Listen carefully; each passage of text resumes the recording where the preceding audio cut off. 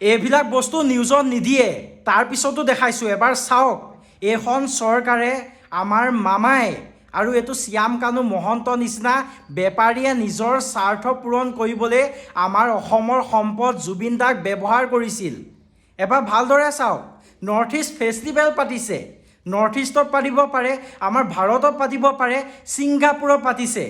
আৰু শ্যাম কানুৰ নিচিনা এটা বেপাৰীয়ে আলটু ফাল্টু ফেষ্টিভেল পাতি আমাৰ অসমৰ সম্পদ জুবিন দাক লৈ যাবলৈ সাহস নকৰিলে হয়, যদি তেখেতৰ পোনপটীয়াভাৱে বিজেপি চৰকাৰৰ পৰা সমৰ্থন নাপালে হয়।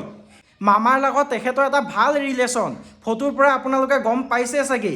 সেইবাবে মামাৰ পৰা ডাইৰেক্ট ছাপৰ্ট পোৱাৰ বাবে শ্যাম কানু মহন্ত নিচিনা এটা বেপাৰীয়ে আমাৰ অসমৰ সম্পদ জুবিন দাক ছিংগাপুৰলৈ লৈ গৈ মাৰি পেলালে।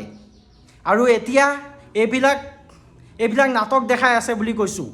যদি আমি জুবিন দাক হেৰাইছোঁ, শ্যাম কানু মহন্তৰ কাৰণে হেৰাইছোঁ। আৰু শ্যাম কানু মহন্তই ইমানখিনি সাহস কেনেকৈ পালে?